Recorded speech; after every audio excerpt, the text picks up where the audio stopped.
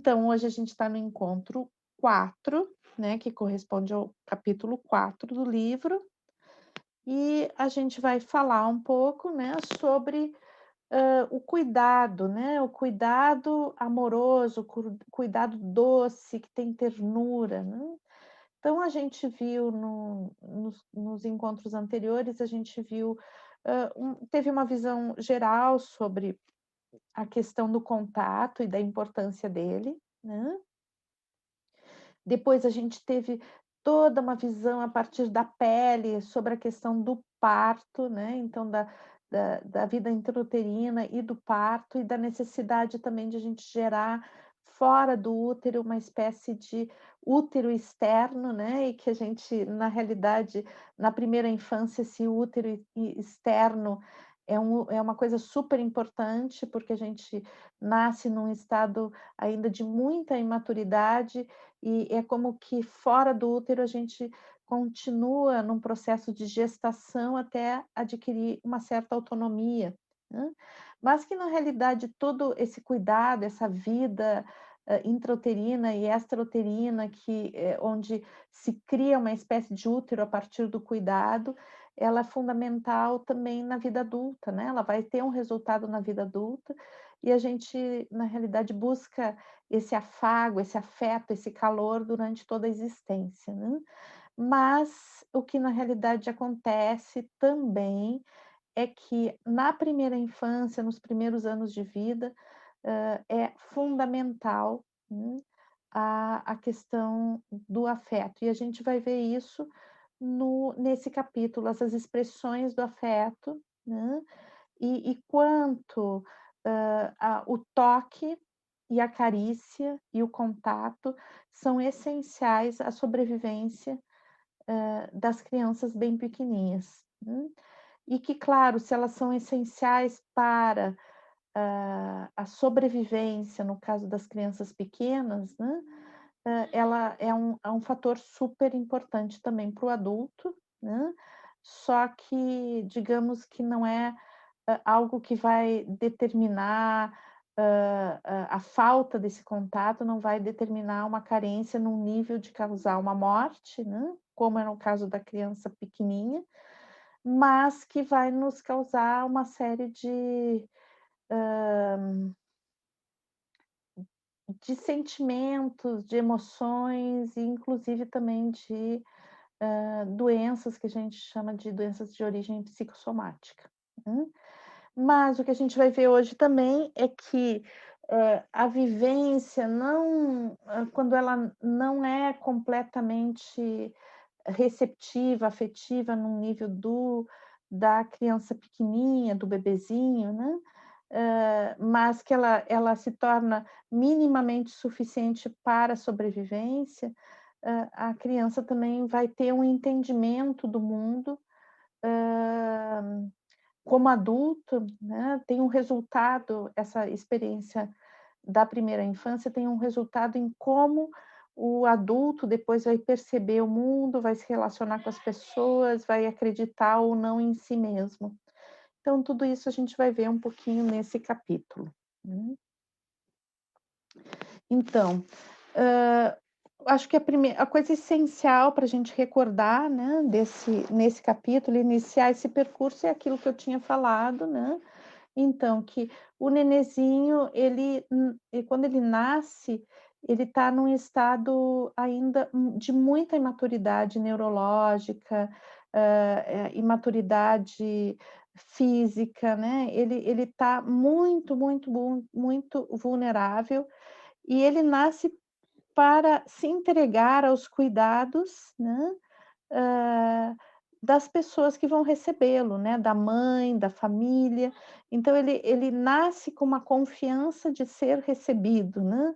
Não é uma confiança racional, não é uma coisa consciente, mas ele nasce para isso, para ser recebido, para receber um calor e um cuidado, ele está preparado para isso, né. E esse calor e esse cuidado, ele é como uma continuação do útero, então, a criança sai desse útero interno da mãe, né, e ela necessita vitalmente, né, continuar essa gestação externo, né, de forma externa. E isso significa ser acolhido, ser visto, ser cuidado, ser embalado, ser cantado, a receber alimentação via o seio, né, ser alimentado, pela sucção da mama, dentro do abraço materno, do calor materno, né. Então, uma série de fatores que são muito naturais, né, que pertencem à natureza do ser humano e que a mulher e o o nenenzinho estão preparados, com a base instintiva para que isso aconteça, mas nem sempre a educação e o ambiente, acolhem essa base instintiva e faz com que ela se desenvolva, né, porque a nossa base instintiva precisa de uma estimulação do ambiente, precisa que o ambiente, hã desperte essa base instintiva, que é uma base genética, né. E muitas vezes, ao contrário de despertar, vai reprimir, né. Bom, as pessoas têm história também, né, então a gente aprende a maternidade, a paternidade a partir da nossa vivência como filhos, né, e muitas vezes também a experiência que a pessoa teve como filho não ajudou a que ela compreenda e tenha condições de ser mãe ou ser pai, né. Então, hã, claro que isso não é um determinante no sentido de que a pessoa não pode se dar conta e mudar isso, né, mas exige um trabalho interno essa mudança. E, primeiro de tudo, se dar conta que não é o caso da maioria das pessoas, né.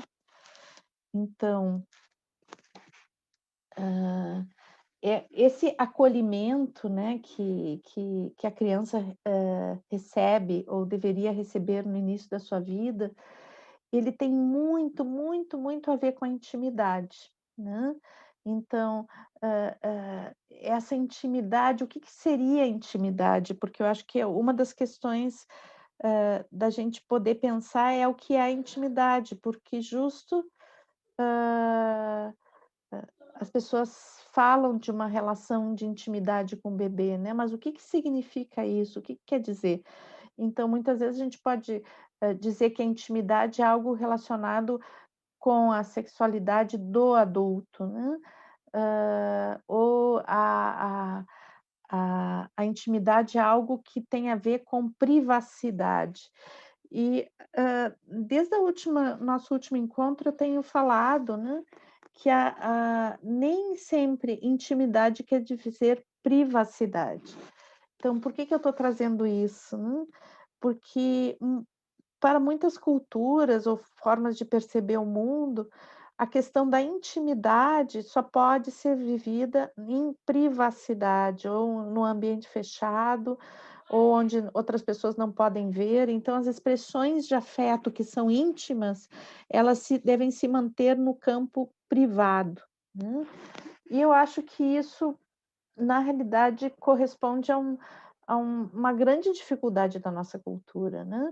Então, porque a expressão de afeto, ela, poderia ser recebida dentro da nossa cultura como algo natural, né, e algo que não necessariamente tenha que ser restrito às paredes da casa, né, algo secreto que não pode ser mostrado. Então, desde caminhar de mãos dadas, fazer um afago em alguém, dar um beijo ou amamentar em público, né, são coisas muito naturais, muito importantes, muito saudáveis, muito afetivas e não tem por que chocar a sociedade ou se restringir a 4 paredes, né. Agora, claro, que isso tem uma coisa muito, muito ruim quando acontece, eu acho que principalmente quando acontece, em relação à mãe e o bebê, né, no caso da amamentação, onde, como a gente viu no passado muito próximo e talvez em alguns lugares ainda, né, a questão de amamentar em público, né, amamentar, em lugares públicos, não em público, né, mas em lugares públicos, como uma praça, um shopping, hã, na rua, né, foi visto como algo, hã, feio, né, como uma mulher coloca o seu seio para fora e deixa um bebê sugar, né. Então, não foi visto pela nossa cultura como algo sagrado, algo bonito, como uma celebração da vida, mas sim como algo, hã, feio, pecaminoso, animal, né.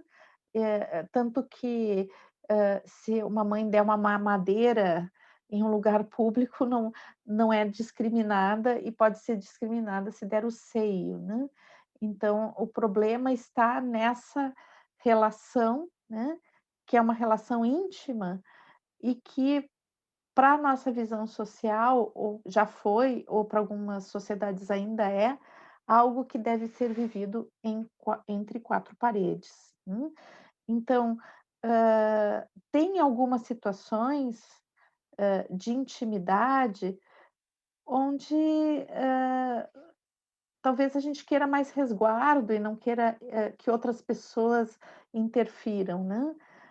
Mas, em relação a coisas muito simples e cotidianas, como um afago, como um caminhar de mãos dadas, como amamentar um filho ou abraçar um filho, uma filha, um amigo, né, hã, talvez fosse muito educativo e muito, harmonizante uma cultura que pudesse aceitar esse tipo de situação como algo bonito e como parte do cotidiano. Hum, então, quando o bebê é pequenininho, a criança, né, hã, ele necessita muito, muito, muito do contato, como eu disse, né. Então, depois que a gente cresce, a gente continua precisando muito, muito, muito desse contato, mas para o bebê é essencial, né. E que contato é esse? É o contato com a pele, né,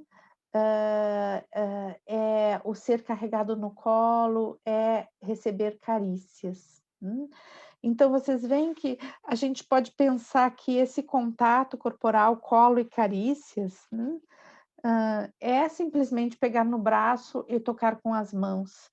Mas, o que nós podemos ver é que esse contato é muito mais do que isso, né, porque quando a gente recebe carícias, é levado no colo, também recebe calor, sente perfume, sente movimento.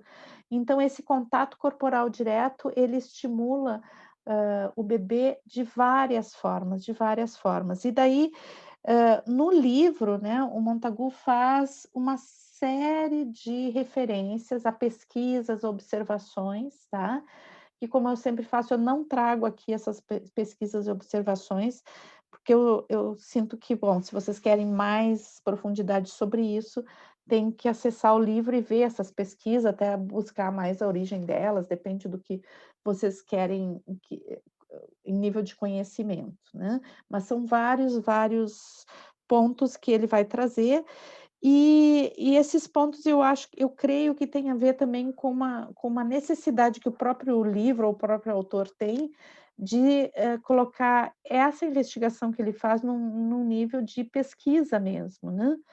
Porque justamente a nossa cultura tem dificuldade de compreender o valor dessas coisas que ele está falando, então ele traz um monte de referenciais para embasar o que ele está dizendo. No caso aqui na apresentação eu estou trazendo o que ele fala, né, contando a vocês o que ele tem todo o embasamento para comprovar o que ele fala, e convidando para quem quiser conhecer esse embasamento, acessar o capítulo do livro, tá, que senão a gente ficaria, se fosse falar de cada pesquisa, a gente ficaria muito tempo aqui, e eu acho que não é o propósito. Hum. Bom, então, o que que acontece? Nesse contato direto, né, com o corpo, hã, do cuidador, do pai, da mãe, né, o bebê ele entra numa sintonia, hum.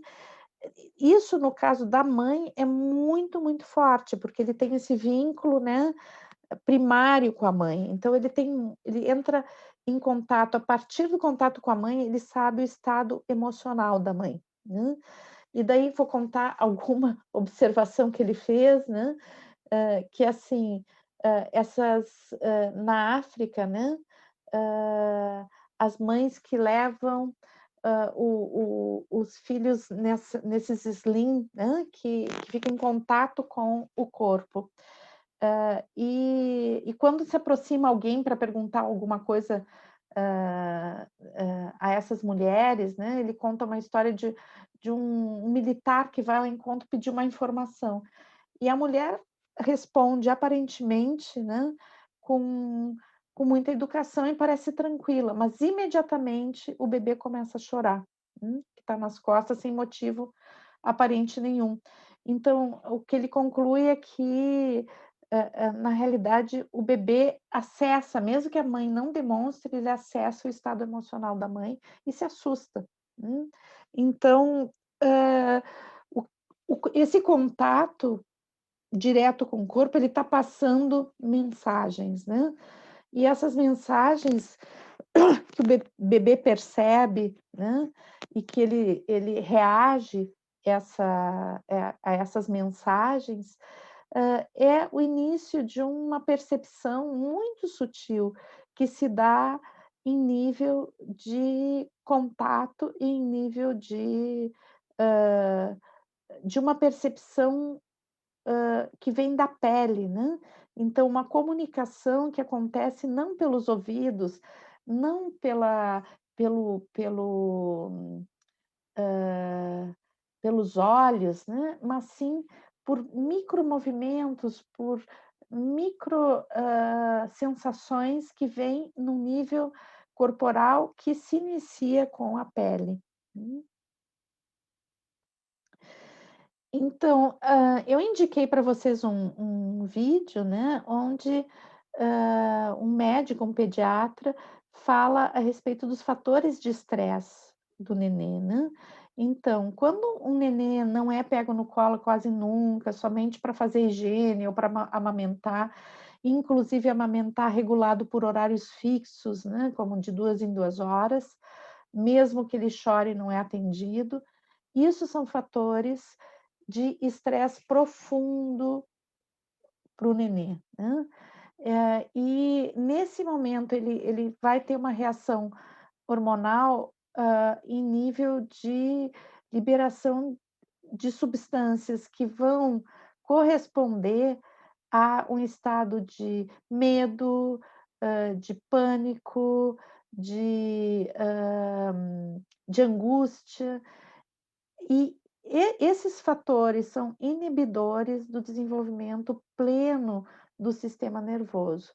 Então, esse condicionamento que, principalmente no século passado, final do século XIX, início do século XX, começou a se condicionar, os médicos entraram numa crença de que o bebê não poderia ser atendido, né, para que não ficasse manhoso. Então,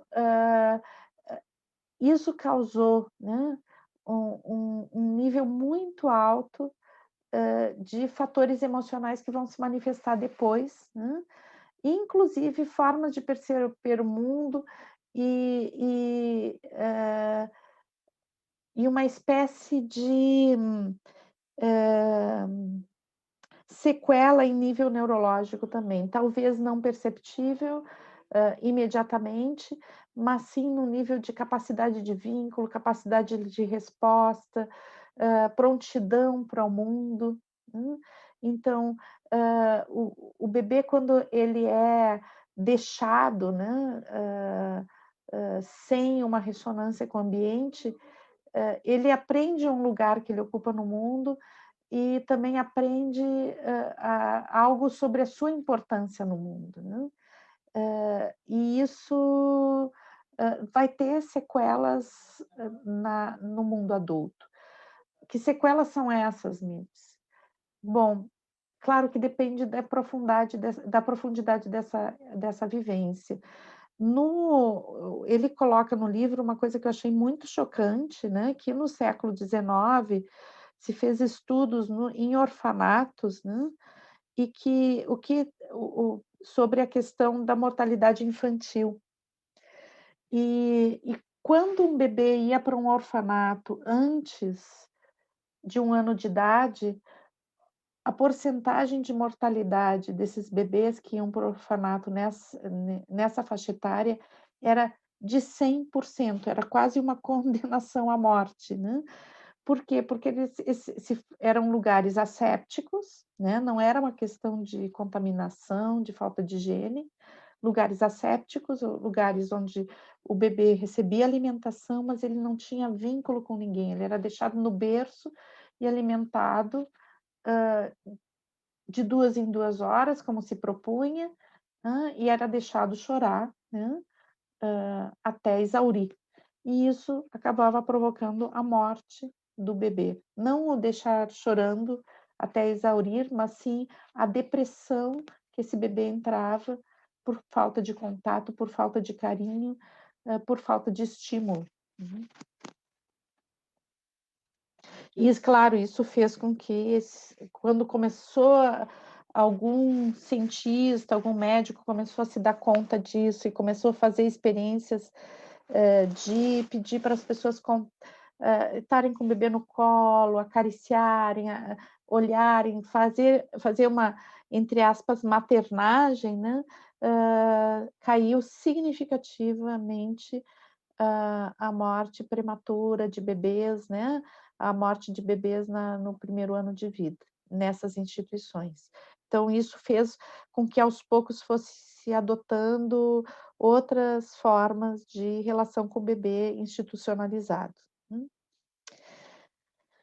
Bom, então, o que a gente pode tirar disso é que, o bebê até 1 ano ele tem uma necessidade vital, uma questão de sobrevivência, né, o contato e o embalo, tá. E a gente vai ver mais, profundamente essa questão do embalo também como algo essencial, que é um movimento que é percebido por todo o corpo, mas tem uma sinestesia que vem da relação com a pele. Hum. Então aqui é um pouquinho, falei um pouquinho antes, né, mas é toda a questão da observação dos bebês institucionalizados, da necessidade de nessas instituições, por uma questão de sobrevivência da criança, né, imediata, não somente sobre a sua, condição como adulto posterior, né, mas sim como condição de sobrevivência imediata, que o bebê seja cuidado com carinho e que haja interesse de pessoas que trabalhem naquela instituição, interesse verdadeiro pela criança, senão é quase como uma determinação de morte para esses bebês. Então, para sobreviver, todo bebê, né, necessita de carinho, mimo, afago, olhares, palavras doces, tá. Então, não é que mecanicamente, então tá, o bebê necessita de carinho, de contato, então eu vou lá, passo a mãozinha nele de 2 em 2 horas ou 3 em 3 horas, e bom, e canto alguma coisinha para ele, porque é assim que tem que se fazer. Não, as questões que têm a ver com contato, com pele, e com carinho, com afetividade, elas exigem presença, presença de quem cuida, né. Então, não adianta eu fazer as coisas mecanicamente, eu posso tocar e não estar presente naquele ato. Então, acaba não tendo sentido e até pode ser percebido como algo agressivo. Hum. Bom, e daí um capítulo que ele abre dentro desse capítulo, né, um tema que é muito central, é a questão da temperatura, né, do corpo, do calor corporal e o afeto, né. Então algo que tem a ver com a percepção do mundo a partir do calor, né. Hã, uma das coisas que, se observa é que os nenês, né, principalmente os nenês bem pequeninhos, eles perdem calor muito rápido, né. Então eles, hã necessitam ser acolhidos para fazer uma boa regulação da temperatura, porque eles não conseguem sozinhos regular a temperatura com perfeição e podem, entrar numa coisa de muito frio, de perda de temperatura, que, claro, em casos extremos pode causar inclusive a morte do bebê, né. Então, que o bebê necessita, né, tanto o contato físico com a mãe, né, que aquece, que transmite calor, né, o abraço da mãe, o contato com a pele da mãe que transmite calor, mas também que ele precisa receber o contato de alguma roupinha, algo macio, gostoso, que ajude ele a preservar a temperatura, porque ele perde a temperatura muito rápido quando ele é bem pequenininho. Então ele precisa do contato, né, o ideal é que ele possa ser, principalmente para o recém-nascido, né, que ele possa, ser acolhido direto no corpo da mãe, e depende da temperatura, então, que possa ser coberto, cobertinho, mas está em contato com o corpo da mãe. Bom, não é por acaso que durante toda a nossa existência, hã, o que a gente chama de afetividade tem muito a ver com o calor, né.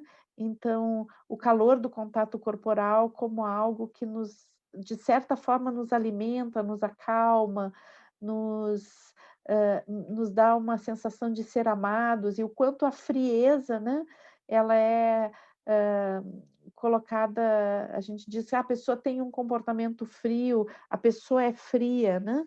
Então, o frio como algo que não é nutridor, né, não é acolhente. Então a sensação de ser acolhido, de ser querido, de ser amado, passa por, o calor desse acolhimento. É algo que é percebido com a pele, né. Então, por exemplo, se eu faço uma carícia, em uma pessoa, num bebê, seja quem for, com as mãos geladas, né, não é percebido como algo agradável, não é percebido como algo acolhedor. Agora, se eu fizer com as mãos quentinhas, é algo que provoca um relaxamento, uma entrega, um sentimento de de ser acolhido, né. A sensação que eu tenho, isso é uma coisa pessoal minha, né, não é algo que ele escreveu ali, é que durante toda a vida nós procuramos, né, esse acolhimento, esse calor, né. Então, que é algo, o calor, né, o calor que vem do abraço, o calor que vem da proximidade de outro ser humano, hã, hã com uma possibilidade de, se sentir realmente acolhido e amado, e não como uma sensação de risco de que algo possa acontecer, né, mas assim, não pode ter ameaça no meio, mas sim, a sensação de acolhimento, ela passa muito por receber calor, pela sensação de ser acolhido com o calor corporal. E daí então tem uma substância, como um creminho, né, que vem que a própria criança produz antes de nascer e que cobre todo o corpinho dela, né, que é essa substância branquinha, que se chama vernis caseo caseosa, não sei se assim se pronuncia. E que o bebê tem, né, logo ao nascer o bebê vem todo branquinho, assim, né, e isso, junto com o contato direto com o corpo da mãe, evita essa hipotermia, né, que o bebê pode entrar se ficar sem esse contato, sem essa, essa substância branca que cobre o corpo, né. Então, se observa, né, que em alguns hospitais, alguns lugares que fazem o parto, né, a primeira coisa que se faz é lavar o bebê para entregar para a mãe, né. E isso é algo completamente desfavorável em nível de preparação que a própria natureza faz para receber o nenê, né. Então, é importante que o bebê fique cobertinho num primeiro momento por essa substância, né, porque ela vai ajudar a regular a temperatura do nenê.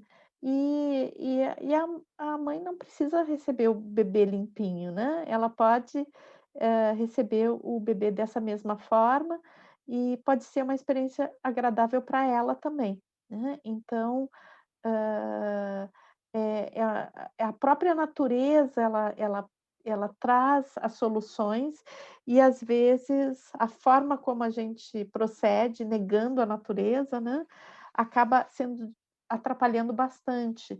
No filme, né, no filme que eu indiquei para vocês, O Nascimento do Parto, ali também fala um pouco do corte prematuro do cordão umbilical também, né, o corte fora da hora do cordão umbilical, que é algo, completamente desfavorável, que a natureza, tem, o tempo certo, e cabe quem auxilia no parto saber e perceber o momento certo, e não fazer algo mecânico, porque não sei, porque, eh são 1000 desculpas, né, porque, hã não faz bem, o bebê está com a placenta ligada ainda, né, e bom, e todas essas coisas que, muitas vezes são uma interferência pseudocientífica, né, mas que acaba, hã,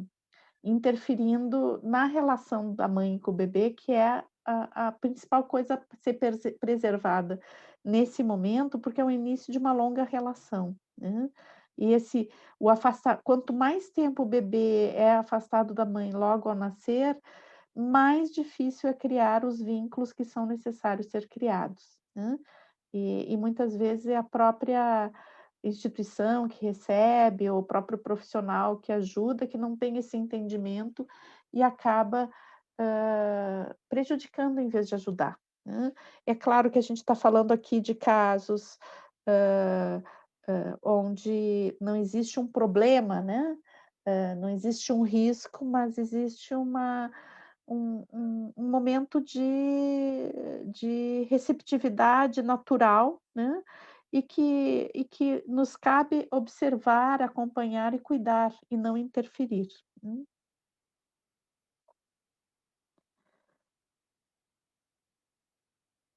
Então a gente pode dizer que o afeto, ele passa pela troca de calor cutâneo, tá. Então, o calor cutâneo, ele é uma expressão de afeto muito importante, né.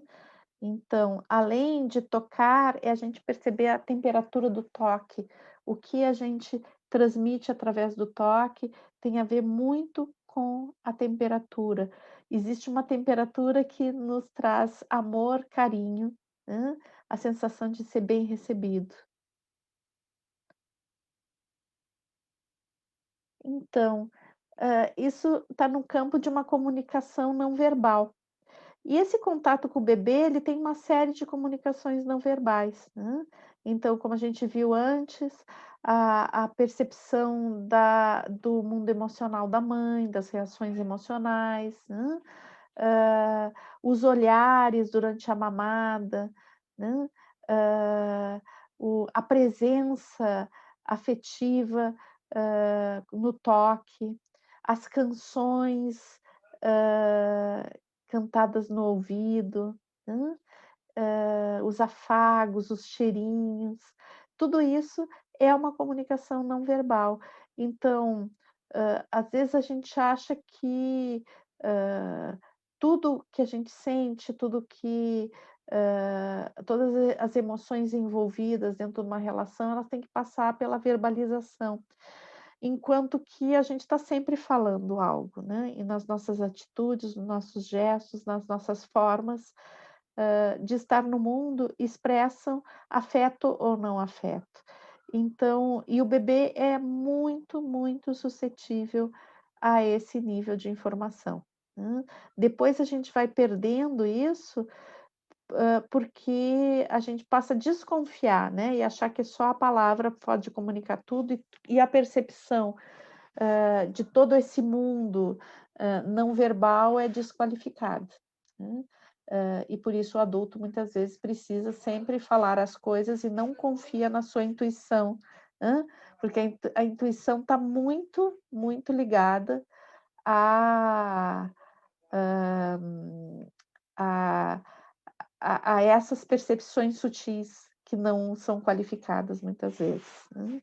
Então, também é um retorno, quando a gente consegue se dar conta disso, né, é um retorno à valorização da intuição, né, e para o bebê a gente não precisa afastar ele, né, talvez se a gente pudesse, trazer mais qualificação desse afeto e dessa expressão, ainda quando o bebê é pequenininho, talvez ele não tenha essa ruptura e não precisa ter essa desconfiança das próprias percepções.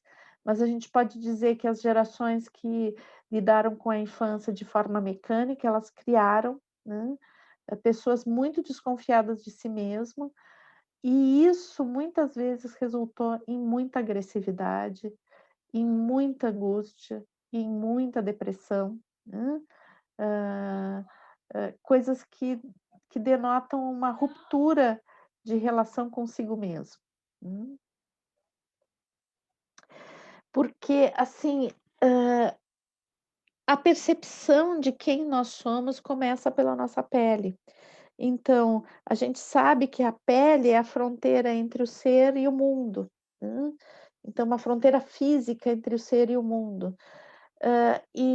Bom, se eu não consigo perceber, né, essa fronteira, se ela não se forma, né, é como se a estrutura do próprio ego não se formasse. Então a gente pode dizer que a estrutura de ego, que é essa percepção de si, e essa instância do inconsciente que vai se diferenciando e fazendo uma relação entre o mundo interno e o mundo externo, né, quando a gente hã, não passa a não sentir essa fronteira, né, claramente,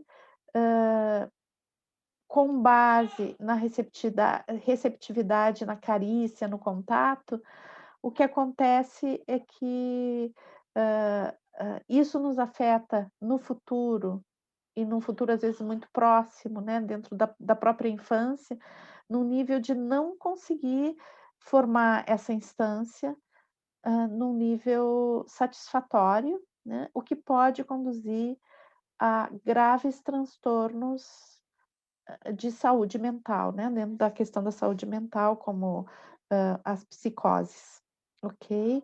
Então, quando uma criança é deixada sem contato, né, ela não tem com quem se relacionar no mundo, ela não consegue fazer o processo de diferenciação de quem é ela e quem é o outro, Então esse contato, que é um contato que, a princípio, ele tem uma questão de fusão, né, de pele com pele, mas é desta fusão também que, surge a diferenciação, hum.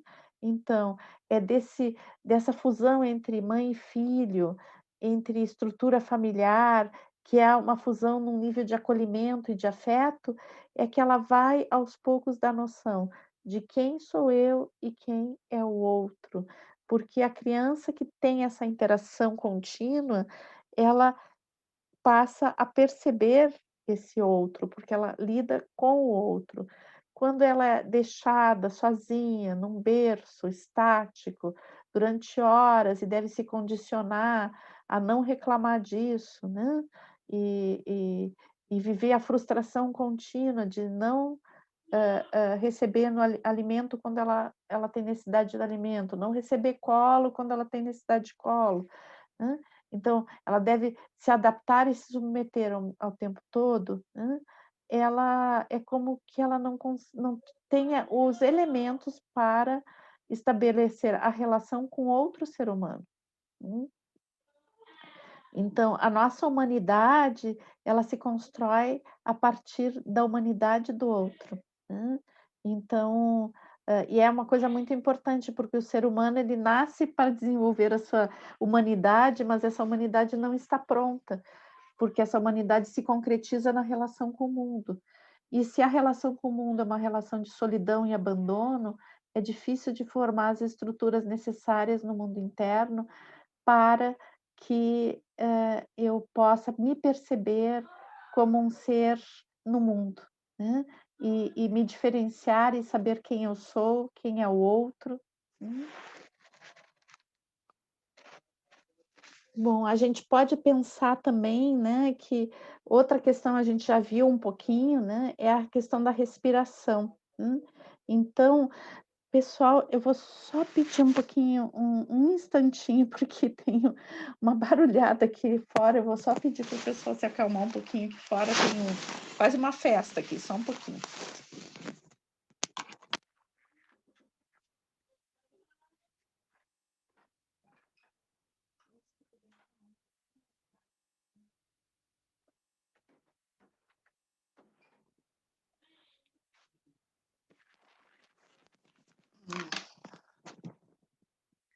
Desculpa, pessoal, que trabalhar em casa é assim, né.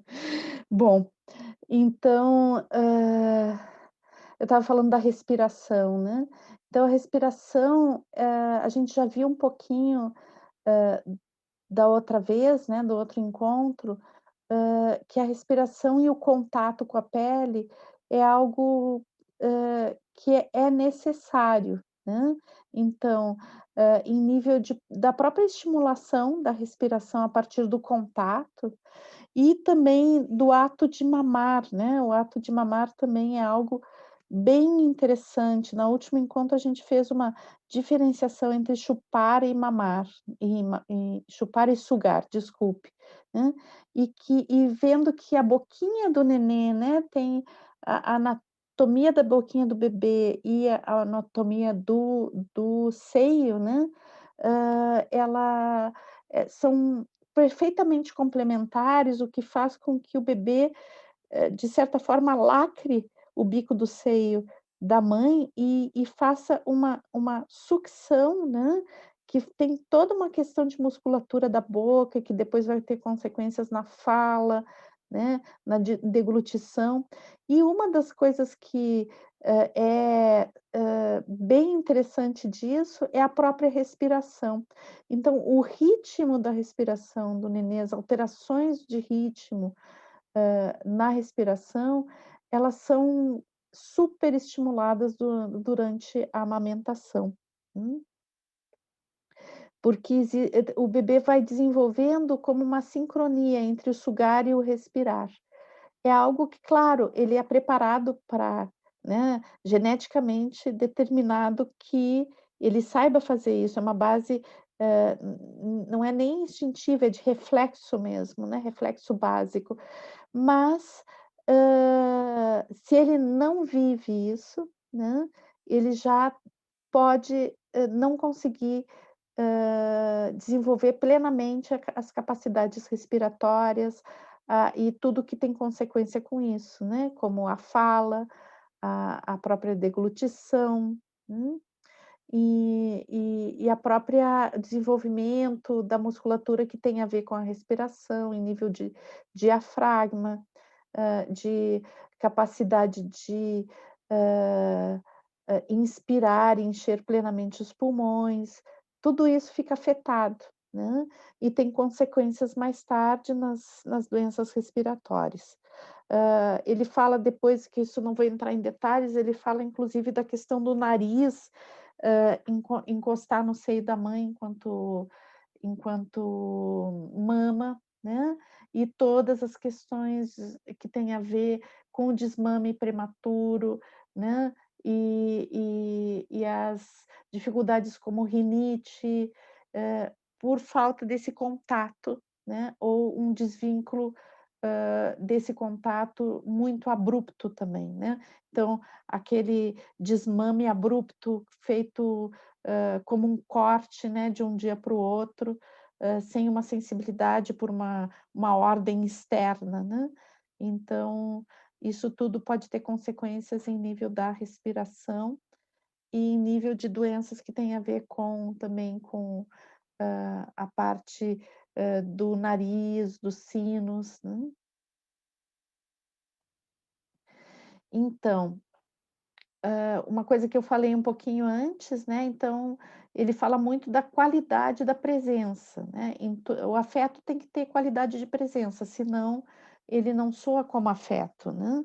Só que, também, durante a amamentação, isso é importante a gente ter, uma visão disso, né, porque o que que acontece, muitas vezes a mãe pode ter ideia: "Não, é importante eu amamentar", mas ela não está presente naquele ato, né. Atualmente é muito comum as mães amamentarem ou darem colo, olhando um celular, perdidas dentro das questões do celular, né. Então, a qualidade da presença. E ele chega a dizer então que, hã frente a uma mãe fria que não se vincula, mas que dá o seio, e outra que se vincula e dá uma mamadeira, é melhor a que dá mamadeira com qualidade de presença, porque o que alimenta profundamente é a qualidade de presença. Então a amamentação, ela é uma festa de sentidos, né. Então todos os sentidos estão envolvidos na amamentação, não é só o toque, é, os 5 sentidos como um todo. Hum.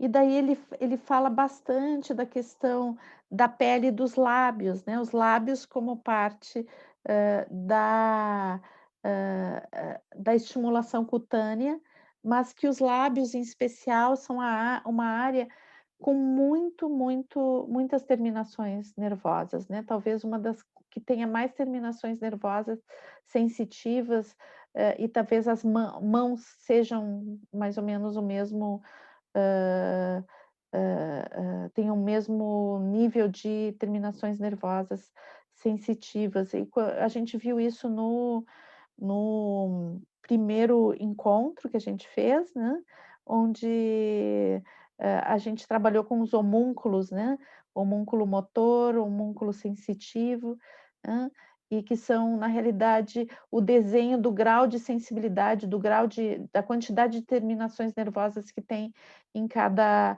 parte do corpo. E em nível de sensibilidade, os lábios são enormes, né. Então a gente tem muitas terminações nervosas nos lábios, e isso significa que a nossa relação com o mundo a partir dos lábios é muito importante. E isso tem muito a ver também, né, que, o amor e a alimentação, eles vão ter muito a ver com a sexualidade. Então, é a primeira relação que a gente tem de prazer em relação a outra pessoa, né, ou se não é a primeira, é uma das primeiras, e ela é uma coisa contínua e tem a ver com uma nutrição em tantos níveis.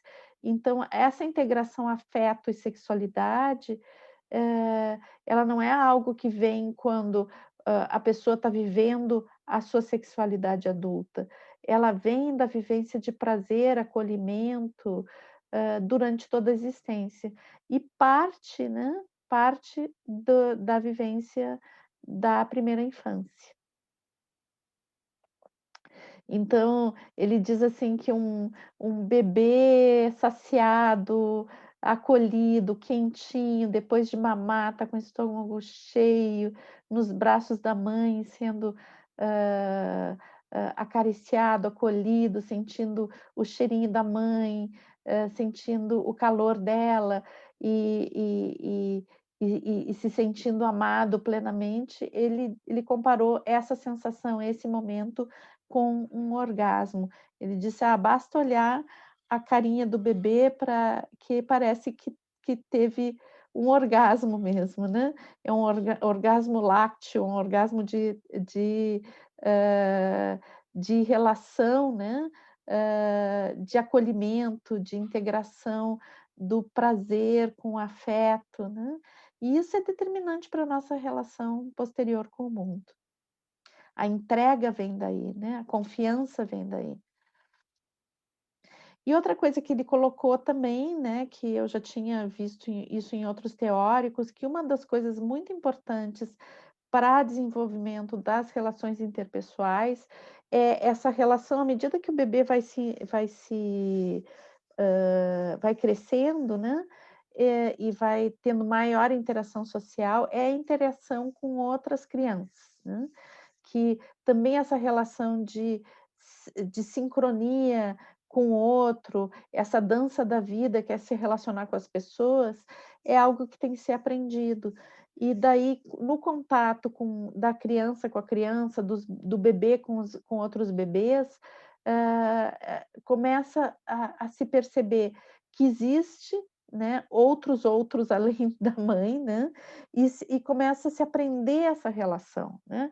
Então a vivência, a interação, são coisas que nos ensinam muito, e é muito importante propiciar isso, né. Hã, tem observações de bebês onde a mãe é muito distante, muito fria, ou que não houve possibilidade de acolhimento por algum motivo, que em parte, né, a vivência com outras crianças, o contato com outras crianças, passando pelo contato físico com outras crianças, né, as brincadeiras, o lúdico que passa pelo contato físico, o contato encantador e inocente das crianças, né, hã, ele em certo nível, ele compensa a ausência dessa relação primeira com a mãe, né, ou a dificuldade dessa relação primeira. Então, quando estão juntos, as crianças, elas estão aprendendo a se relacionar com o outro. Coisa não o outro não só o outro bebê, mas as relações interpessoais, né. Então, muitas vezes a gente pensa que as pessoas têm que nascer sabendo como se relacionar. E o se relacionar é algo que se aprende desde a mais tenra idade. Desde o momento que a gente nasce, a gente está aprendendo a se relacionar. Então, a doçura ou a aspereza nas relações interpessoais, né, é algo que a gente aprende desde o começo. Depende das nossas vivências, depende de como a gente é acolhido. Isso vai formando uma forma de interação, né, com o mundo, com as pessoas, consigo mesmo. Então, e perceber que o tato é um sentido que é necessário proximidade para viver esse sentido, né. E nós somos uma cultura muito visual, né, então aprendemos a valorizar muito a visão. E aqui eu digo, aprendemos a valorizar, porque na realidade, o tato é um sentido que nos traz muitas informações que a gente nega que existam por uma questão cultural, né, desconfia, mas daí o Montagu traz essa frase, né, que a gente vê é ver e é crer, né, mas sentir é a verdade. Então aquilo que a gente sente através da pele é o verdadeiro, aquilo que a gente vê, a gente tem que acreditar, né, porque o sentido da visão é um sentido que se dá também pela distância, e o tato é um sentido que se dá somente pela presença, né. Então o tato, ele se baseia na proximidade, para sentir a partir do tato, a gente precisa de proximidade. E o tocar e o olhar, quando eles estão juntos, né, eles são uma base super importante para o desenvolvimento cognitivo. O formato do nosso rosto, o formato das nossas mãos são complementares, né, e são uma característica humana básica, né. Então a gente, quando segura algo e olha o que está nas mãos, esse movimento de segurar e olhar, ele é um movimento, da nossa espécie, né, que consegue pela motricidade do pescoço, baixar o olhar e dirigi-lo às mãos. E isso é basicamente o que nos constitui como uma espécie pensante, né, uma espécie que, desenvolveu, a sua motricidade desenvolver o seu sistema nervoso para a utilização de ferramentas, para a criação de tecnologia, desde lá quando a gente hã, começou a criar o fogo, né, a fazer surgir o fogo, a polir as primeiras a lascar as primeiras pedras, né, esse sistema já estava presente. E isso é a base do cognitivo humano, né. Então o toque, ele está presente em integrado à visão, né. Bom, e também, o tato, né, ele tem a ver com a emoção. Então, quando a gente diz assim: "Ah, eu me senti tocado", quando estou emocionada, eu digo: "Ah, eu me senti tocado", é porque, na realidade, num nível concreto e num nível de metafórico, né, o toque, ele representa algo de muito profundo, algo de extremamente profundo. Por isso que a gente diz, né, eu me senti tocado, né, porque quando algo é muito importante, algo é uma mensagem muito emocionante, ela nos toca como tocasse na pele, né.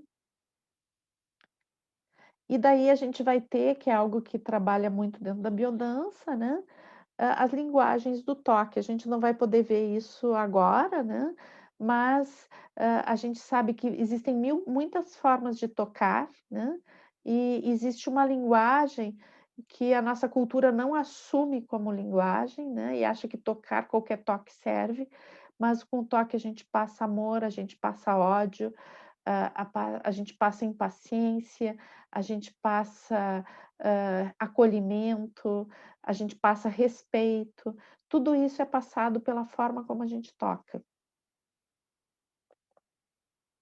Então, por isso, o toque, eu considero, eu acho que a biodança é uma excelente ferramenta para isso, né, o toque é algo que tem que ser cultivado, que tem que ser entendido, que tem que ser aprendido, as formas de tocar, a o cuidado que a gente tem que com o toque, é algo que deve ser aprendido. Uhum. A gente tem que cultivar, é aquele aprendizado que a gente tem que cultivar. E o toque ele é algo que sempre remete a uma intimidade, né, e que necessita progressividade, porque quando a gente toca, a gente está entrando em intimidade.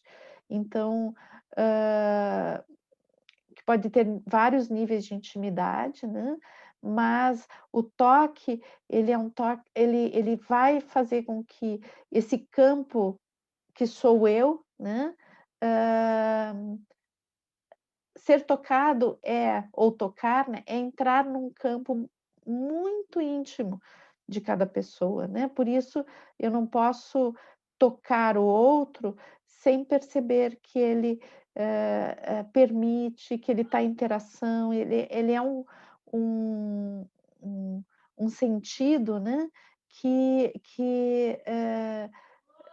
pode ser muito delicado a fronteira entre acolhimento e agressão, né, e por isso ele necessita de, uma retroalimentação, ele necessita de um feedback para que haja essa aproximação, né, e seja entendida como afeto.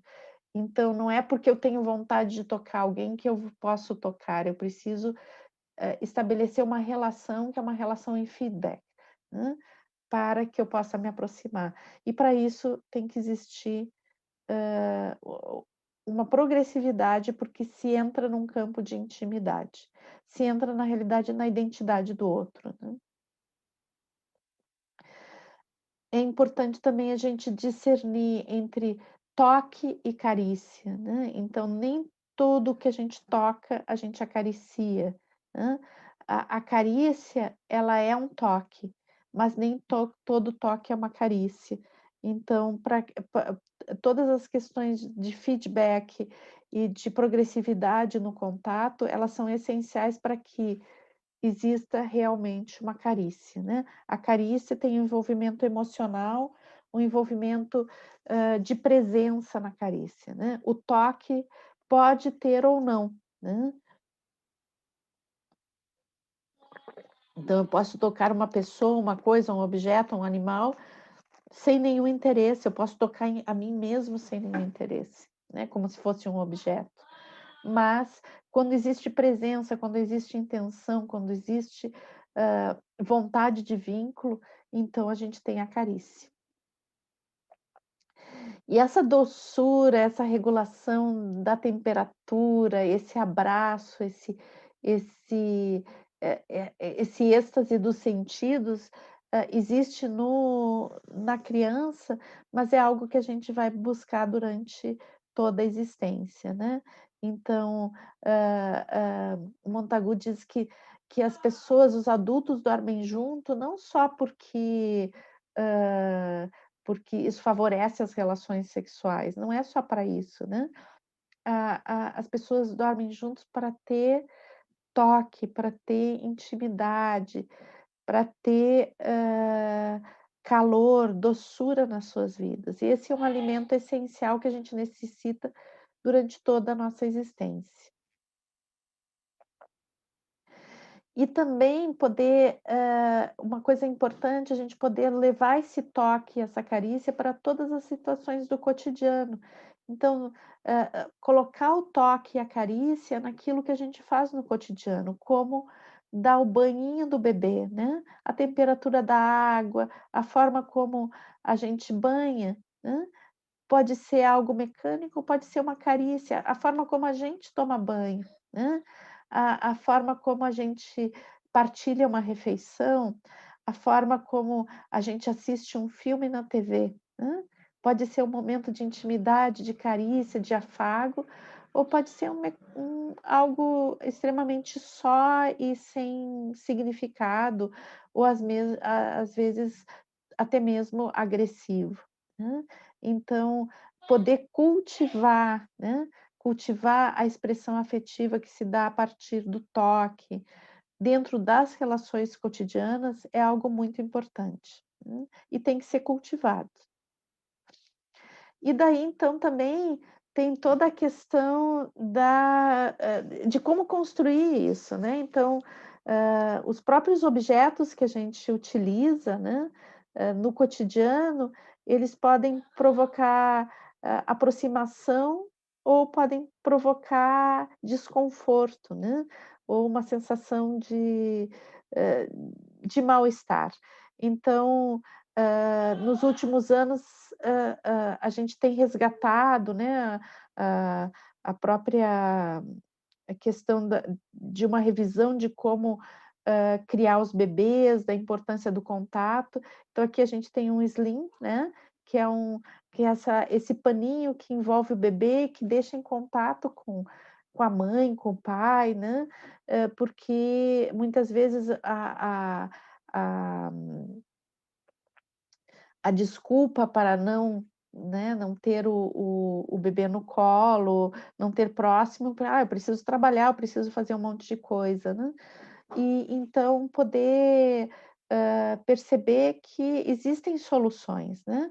Se a cultura ela está voltada para essas soluções, não precisa haver esse afastamento, de uma forma tão mecânica, e é possível criar uma cultura onde exista proximidade, né. Então, a participação da família, a participação de toda a sociedade nisso é muito importante também, né. Então, aqui a gente tem também uma redinha, né, e o Montagu diz assim que o movimento do embalo é super importante para o bebê, né. E nos últimos anos se construiu muito de colocar os bebês num berço imóvel, né, antes os berços eles embalavam, né, e esses berços que embalavam, eles foram praticamente abolidos, né. E hoje em dia tem muito essa questão do bebê na rede, inclusive se utiliza para prematuros, dentro da incubadora para prematuros, e tem um resultado muito bom, né, na recuperação desses prematuros, na sobrevivência, né, porque a questão do bebê prematuro são bebês de risco mais vulneráveis, né, então, e muitas vezes são colocados na incubadora, então tem algumas metodologias novas para os prematuros que têm a ver com a redinha, ou mesmo com o sling, onde a mãe fica com o bebê em contato no peito, em vez de dentro da incubadora, né, então tem algumas formas de ver isso agora diferentes e que o legal seria que a gente fosse cada vez mais desenvolvendo essas metodologias, né. Então, eu não vou entrar profundamente nisso aqui, porque a gente já está estourado no tempo, né, mas, colocar para vocês, né, que atrás desse educar sem contato, né, existem muitos interesses, né. Então, o educar sem contato é educar, para a submissão, né, é também uma forma de, hã, afastar o bebê da mãe, né, no sentido de que a mãe possa ser mais produtiva em nível de trabalho, em nível hã, hã de atender às demandas externas, né, essa sobrecarga também que existe no mundo feminino, no sentido de que a mãe tem que dar conta de tudo, né, essas jornadas triplas e quádruplas de trabalho, né. E esse desamparo que existe, né, tanto com o bebê quanto com a mãe, né, no sentido de que a mãe também precisa de um útero mais abrangente, porque ela também fica mais vulnerável quando tem um bebê pequenininho, né. Então, ao invés de cuidar dessa mãe, a sociedade, trabalha no sentido de gerar um desvínculo mais rápido, né, para atender às necessidades de produção, de consumo, etcétera. E isso tem nos prejudicado muito, né, e tem, porém, tem um resultado no sentido de criar, hã, pessoas mais submissas às imposições externas, mais caladas, mais resignadas, mais deprimidas, né. E depois tem toda a questão, por exemplo, quanto à amamentação, dos interesses em nível de, da indústria que trabalha com leite, que vende leite, para mamadeira, etcétera, grandes indústrias que a gente conhece, né. Então, que nos anos 40, 50 tiveram uma grande influência em vários países, né, dizendo que o leite da mãe era fraco, então que tinha que se comprar o leite daquela determinada marca, que esse sim era forte. Então, as pressões vêm de todos os lados, tem um caráter ideológico e econômico muito forte, e isso incide em um resultado nefasto, né, para a humanidade que vai construindo sociedades menos afetivas, mais violentas, hã, hum, vai construindo uma sociedade com mais doenças mentais, hã, com pessoas muito neuróticas depois de certa forma, aumenta a neurose social, né. E a gente está vendo o resultado aí, né, no mundo. E assim, para fechar, né, esse capítulo, como eu disse, ele é longuíssimo, né, uma das coisas que eu acho que é de super interesse, assim, principalmente para os facilitadores de biodança, é que ele faz em um determinado momento desse capítulo, que como eu disse é super longo, né, ele faz uma relação entre a música e a carícia, né, e a dança, como um embalo, né. Então, hã ele diz assim: "Quando a gente ouve uma música que é bonita, que nos emociona, a gente diz assim, a gente se sente tocado pela música", né. Então, ele coloca que, na realidade, uma das primeiras expressões humanas são a música, e a dança, né. Então e que essa música, essa dança, elas começam ainda dentro do útero, né, com som cardíaco, o som do batimento cardíaco, os sons internos da mãe, né, mas ela tem continuidade no ritmo da mamada. Ele diz assim, que quando a criança mama, ela faz um ritmo, né, ela aprende a dançar em relação à mãe. E bom, que todos os contatos, né, com a mãe tem a ver com essa dança, esse aprendizado das relações interpessoais. E que o som ele tem uma qualidade tátil, então, o se deixar tocar é porque o som nos arrepia, o som nos acalma, o som nos toca em realidade. Então a gente não ouve o som só com os ouvidos, né, mas a gente ouve os sons com a pele também. Então, para fechar, né, nosso encontro de hoje, ele diz o Montagu diz que, na realidade, a amamentação é uma dança láctea, né, é uma dança onde a criança aprende a dançar juntinho, a se relacionar com o outro, a olhar olhos nos olhos, a fazer o ritmo do sugar, a sincronizar esse ritmo do sugar com a sua respiração. Então, que isso é uma dança. Então, a primeira coisa que a gente faz no mundo é aprender a dança láctea.